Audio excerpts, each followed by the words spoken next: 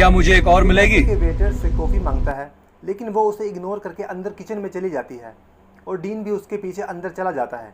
तभी एक नुकीले नाखून वाला शख्स उसके पीछे आता है और डीन पर हमला कर देता है। और अब हमें यहाँ पता चलता है कि डीन एक सपना देख रहा होता है, लेकिन यहाँ पर अजीब बात ये होती है कि सपने में उस पर जो हमला हुआ होता है उसकी वजह से उसके हाथ पर रियल में कट लग जाता है।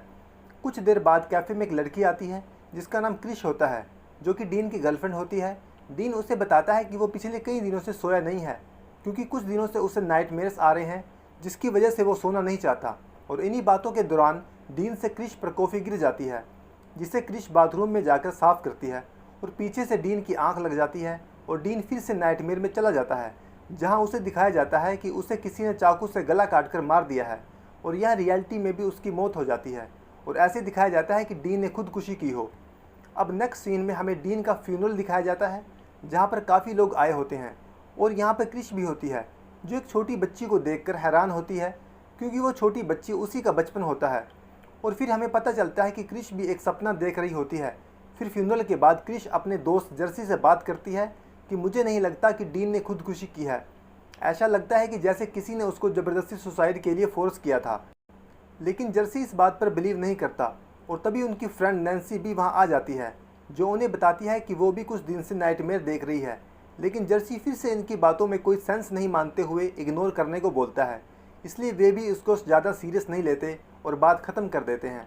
लेकिन अब इन्हें पता नहीं था कि ये नाइटमेयर इनकी हालत ख़राब करने वाले थे। चलो खैर, अब क्रिश घर जाकर अपनी बचपन की तस्वीरें देखती है और पता लगाने की कोशिश करती है कि क्या डीन और वो बचपन में दोस्त थे या नहीं। क्रिश अपनी माँ से भी इसके बारे में पूछती है, लेकिन उसकी माँ भी उसे झूठ कहती है। लेकिन क्रिश पता लगाना चाहती थी कि सच्चाई क्या है। अब रात हो जाती है, अब क्रिश सो जाती है और थोड़ी देर बाद जाग जाती है और अपने घर के स्टोर रूम में जाकर कुछ चेक करती है, लेकिन बाद में पता चलता है कि स्टोर में जाना भी उसका नाइटमेयर ही है। अब अगले सीन में हमें क्रिश कॉलेज में लेक्चर अटेंड करती हुई दिखाई देती है और वहाँ पर भी उसकी आंख लग जाती है और अब वो पहुँच जाती है फिर से अपने नाइटमेयर में। अब हमें बताया जाता है कि जो इन सब के सपनों में किलर होता है उसका नाम फ्रेडी है। ये फ्रेडी नाम का किलर इन सब के पीछे क्यों पड़ा होता है, ये आप लोग जल्द ही आगे जानेंगे। चलो खैर, क्रिश एकदम से अपने सपने से जाग जाती है और ज़ोर से चिल्लाती है, जिसकी वजह से उसके क्लासमेट भी डर जाते हैं। अब क्रिश अपने घर आ जाती है और उसकी मोम किसी काम से घर से बाहर जाती है, जिसकी वजह से क्रिश घर पर अकेली होती है। और फिर जब रात हो जाती है तब क्रिश जागने की पूरी कोशिश करती है अपने नाइटमेयर से बचने के लिए। और तभी खिड़की पर उसका दोस्त जर्सी आता है। वो उसे बताता है कि वो जानता है कि तुम्हारे साथ ये क्या हो रहा है, क्योंकि उसके साथ भी ऐसा हो रहा है। ये बात सुनकर क्रिश चौंक जाती है और क्रिश उसे कहती है कि वो थोड़ी देर सोना चाहती है, जिस पर जर्सी उसे कहता है कि तुम सो जाओ, वो तुम्हारे साथ यहीं पर है। जिसके बाद क्रिश सो जाती है, लेकिन थोड़ी सी देर के बाद क्रिश की आँख खुलती है और वो बाहर जाती है, जिसके बाद उसे फिर से अपने बचपन की वो छोटी सी लड़की दिखाई देती है और कुछ छोटी छोटी लड़कियाँ भी खेलती हुई दिखाई देती हैं और उसे फ्रेडी भी वहाँ पर दिखता है। जिसके बाद फ्रेडी उस पर हमला करता है और हमें यहाँ रियलिटी में क्रिश बड़े ही खतरनाक तरीके से मरती हुई दिखाई देती है। और यहाँ पर जर्सी क्रिश को जगाने के लिए कोशिश करता है, लेकिन क्रिश सपने में मर जाती है और रियलिटी में भी, जिस पर जर्सी ये सब देखकर डर जाता है और वहाँ से भाग जाता है। और भागते हुए उससे डोर अलार्म भी ऑन हो जाता है, जिससे अब वहाँ पर पुलिस भी आने वाली है। जर्सी वहाँ से भागकर अपनी दोस्त नैन्सी के पास आता है और उसे बताता है कि क्रिश को किसी ने सपने में मार दिया। लेकिन नैन्सी ये सब नहीं मानती और जर्सी बस ये कहकर वहाँ से चला जाता है कि बस तुम सोना मत। और जैसे ही जर्सी बाहर जाता है तभी पुलिस उसे गिरफ्तार कर लेती है और जेल में आने के बाद जर्सी पूरी कोशिश करता है कि वो ना सोए, लेकिन उसे पता ही नहीं चलता कि वो कब सो गया। और फिर क्या, सपने में फ्रेडी उसे भी मार देता है। अब हमें इस मूवी का एक और करैक्टर दिखाया जाता है जिसका नाम क्विंटन होता है और ये भी उन्हीं का दोस्त होता है और उसे भी वही नाइटमेयर आते हैं और वो लाइब्रेरी में बैठा होता है, जिससे अपने सपने में एक लड़की दिखाई देती है और वो उसके पीछे भागता है और तभी नैन्सी उसे जगा देती है। और अब वो दोनों इसी के बारे में बात करते हैं और क्विंटन नैन्सी को बताता है कि उसने कुछ रिसर्च की है और वो उसे समझाता है कि ये सब उनके बचपन की यादें हैं जो अब उन्हें नाइटमेयर के रूप में परेशान कर रही हैं। अब अगले सीन में हमें नैन्सी अपनी माँ से पूछती हुई दिखाई देती है कि क्या डीन, क्रिश और क्विंटन हम सब बचपन के दोस्त हैं, लेकिन उसकी माँ भी उसे झूठ बोल के वहाँ से चली जाती है। इन सब की माएँ ऐसा क्यों कर रही हैं, ये आपको आगे पता चलेगा। चलो खैर, अब नैन्सी बाथ टब में नहा रही होती है और वो वहीं पर सो जाती है और सपने में फ्रेडी उसे एक स्कूल में ले जाता है और उसे कहता है कि तुम इन सब में मुझे सबसे ज़्यादा प्रिय थी। और तभी क्विंटन का कॉल आता है और नैन्सी जाग जाती है। अब नैन्सी क्विंटन से मिलकर अपने बचपन की कुछ तस्वीरों को देखती है, जिनमें उन्हें एक फ़ोटो मिलती है जिसमें वो अपने सभी दोस्तों को देखते हैं। और तभी उसकी माँ आ जाती है और उसे सच्चाई बतानी पड़ती है और वो कहती है कि तुम सब बचपन के दोस्त हो और तुम्हारे स्कूल के गार्डन में फ्रेडी नाम का गार्डनर था जो तुम सबके साथ खेलता था और नैन्सी तुम्हें वो सबसे ज़्यादा पसंद करता था, लेकिन उसने तुम सब के साथ कुछ गलत किया था जिसकी वजह से वो शहर छोड़कर चला जाता है। लेकिन नैन्सी की माँ ने अभी भी पूरी सच्चाई नहीं बताई होती है। अब हमें नेक्स्ट सीन में क्विंटन स्विमिंग करता हुआ दिखाई देता है और उसको पानी में ही नींद आ जाती है।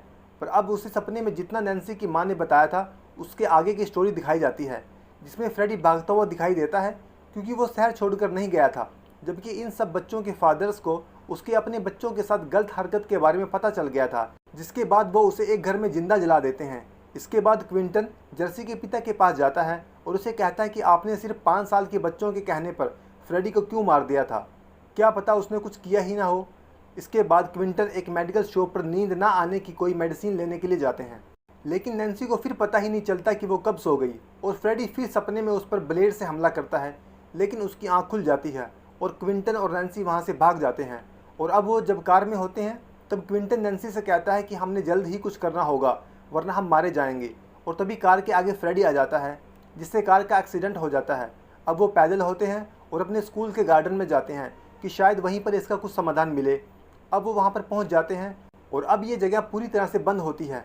अब ये दोनों अंदर जाते हैं और उन्हें एक सीक्रेट कमरा मिलता है जो कि फ्रेडी का रूम होता है। और तभी क्विंटन को एक बॉक्स में कुछ तस्वीरें मिलती हैं जो कि नैन्सी की होती हैं। और नैन्सी जब उन फ़ोटोज़ को देखती है तो रोने लग जाती है क्योंकि ये उसकी कुछ अश्लील फ़ोटोज़ होती हैं जो फ्रेडी ने उसकी खींची हुई थी। तब वो कहते हैं कि इसका मतलब हमारे पेरेंट्स ने जो उसके साथ किया था वो सही था। तभी नैन्सी को कुछ याद आता है कि जब वह मेडिकल स्टोर पर फ्रेडी ने उस पर हमला किया था तब नैन्सी ने उसका स्वेटर पकड़ा हुआ था और जब वो सपने से बाहर आई तो उसके स्वेटर का कुछ हिस्सा बाहर आ गया था। इसका मतलब अगर वो फ्रेडी को सपने में जाकर बाहर खींचे तो वो भी उनके जागने के साथ साथ बाहर आ सकता है। तब वे दोनों प्लान बनाते हैं और नैन्सी सो जाती है और क्विंटन बाहर हथियार लेकर तैयार हो जाता है। लेकिन पता नहीं क्या होता है, नैन्सी के सोने के बाद क्विंटन को भी नींद आ जाती है, जिससे फ्रेडी सपने में क्विंटन को पूरी तरह से घायल कर देता है और नैन्सी के सपने में भी वो नैन्सी पर हमला करता है। फ्रेडी की दुनिया में फ्रेडी जो चाहे वो कर सकता है। उधर क्विंटन घायल जरूर होता है लेकिन जिंदा होता है और वो नैन्सी को जगाने की कोशिश करता है, लेकिन नैन्सी जागने का नाम ही नहीं ले रही होती। तभी क्विंटन मेडिकल स्टोर से नींद से जगाने वाला इंजेक्शन नैन्सी को लगा देता है और नैन्सी जाग जाती है और फ्रेडी को पकड़कर उसे अपने साथ रियल ज़िंदगी में ले आती है। लेकिन यहाँ रियल लाइफ में फ्रेडी की पावर काम नहीं करती। तभी नैन्सी उसके नुकीले नाखून वाला हाथ काट देती है और कुछ देर की फाइट के बाद फ्रेडी मर जाता है और फिर से एक बार दोबारा वो फ्रेडी को जला देते हैं और बाहर आते हैं और बाहर पुलिस बिना इन्विटेशन के पहुंच जाती है, जिस पर अब इन दोनों को हॉस्पिटल ले जाया जाता है। और हमें लास्ट सीन में दिखाया जाता है कि फ्रेडी मरा नहीं होता क्योंकि एक आत्मा को मारा नहीं जाता, साले डायरेक्टर की माँ की आँख। चलो खैर, अब फ्रेडी का बच्चा नैन्सी की माँ को भी मार देता है और बिना सर पैर की ये मूवी एंड हो जाती है और उस मूवी का डायरेक्टर 57 मिलियन छाप लेता है। तो दोस्तों, आपको ये मूवी कैसी लगी मुझे कमेंट सेक्शन में ज़रूर बताना। तो दोस्तों, जिनको भी लगता है कि वो मूवी को पूरा देखना चाहते हैं वो मुझसे मूवी का लिंक ले सकते हैं। और इस मूवी की ये स्क्रिप्ट कॉपीराइट फ्री है, इसलिए वो इसे भी वीडियो के डिस्क्रिप्शन से डाउनलोड कर सकते हैं। तो ठीक है दोस्तों, मिलते हैं किसी और दिन किसी और मूवी के एक्सप्लेनेशन पर। तब तक के लिए गुड बाय।